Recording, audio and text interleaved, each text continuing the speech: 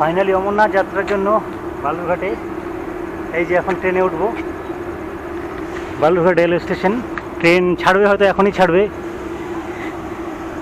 এই যে পুরো রেল লাইনের কাজ চলছে, এই যে ট্রেন সিটি মেরে দিয়েছে। এখন চললাম দিল্লির উদ্দেশ্যে। জয় বাবা অমরনাথ। ট্রেন একদম ফাঁকা, পুরো ট্রেন ফাঁকা, ট্রেন একদম ফাঁকা আছে। তো চলো বন্ধুরা, দেখা যাক, ধীরে ধীরে এগোতে থাকি আর আপডেট দিতে থাকবো। এই যে সত্যজিৎ বন্ধু, এই আর আমি যাচ্ছি অমরনাথ যাত্রা। এটা আমাদের সেকেন্ড ট্যুর। এটা আমাদের সেকেন্ড ট্যুর। এর আগে কেদারনাথ থেকে যাত্রা করে এসেছি 23 সালে, এবার 24 অমরনাথ। তো দেখা যাক যতদূর আপডেট দিতে পারি বন্ধুরা। এই যে ট্রেন ছেড়ে দিচ্ছে বালুরঘাট থেকে।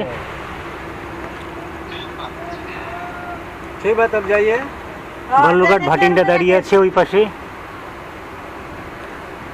ট্রেন ছেড়ে দিচ্ছে।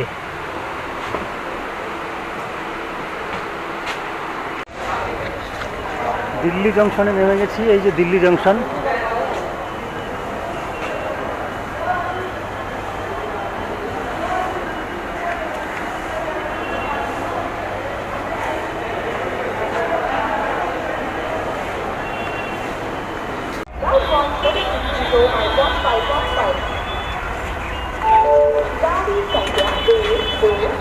এখন আছে ওল্ড দিল্লিতে।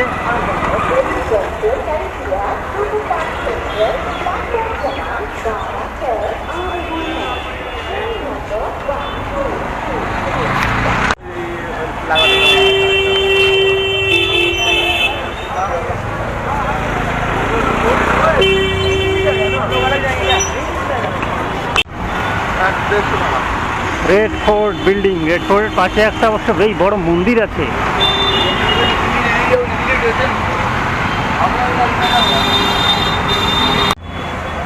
রেড ফোর্ট খোলে হচ্ছে সকাল 9টা থেকে রাত্রি 9টা পর্যন্ত। রাত্রি 9টা পর্যন্ত রেড ফোর্ট খোলে। ইংরেজরা তৈরি করেছিল এগুলো সব। ফরেনার ঘুরতে এসছে রেড ফোর্ট বিল্ডিংয়ে, সব ফরেনার। আর একটা বিকল্প বুদ্ধি আছে, যেটা সকাল 9টার আগে 2 নম্বর গেট দিয়ে এন্ট্রি হয়, আর 1 নম্বর গেট থেকে এন্ট্রি পুরো বন্ধ থাকে। সকাল 9টার পরে 1 নম্বর গেট দিয়ে এন্ট্রি শুরু হয়। এখান থেকে টিকিট কাটার পরে এখন যাচ্ছি রেড ফোর্ট বিল্ডিংয়ে। এই যে red fort building plus museum. এই যে টিকিট।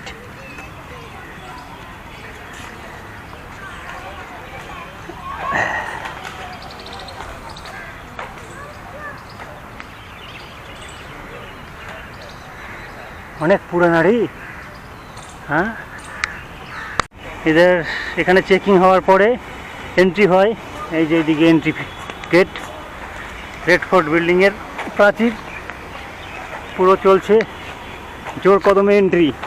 আর আমরা 2 বন্ধু যাচ্ছি রেড ফোর্ট দেখতে। আর পুরনো বিল্ডিংয়ের একটা বেশি লক্ষ্য করা যায় যে বিল্ডিংয়ের পাশ দিয়ে একটা জলাশয়, কিন্তু এখানে এখন জল নেই। জল শুকিয়ে যাওয়ার পর ঘাস গজিয়ে গেছে। এই যে ময়ূর ভিতরে আছে রে, ময়ূর চালাচ্ছে। এটা ময়ূর কিন্তু হয়। রেড ফোর্ট বিল্ডিংয়ের আশপাশটা এর দৃশ্য। বিল্ডিংয়ের 4-5টা ক্যানেল কাটা আছে। ক্যানেল কাটে এটাতে আগে রাজা গজাদের জলের থাকতো, কিন্তু এখন সেটা শুকে গিয়ে ঘাস হয়ে গেছে। আর জল টল সেরকম নেই, পুরো ঘাস হয়ে গেছে। এই রেড ফোর্ট বিল্ডিং।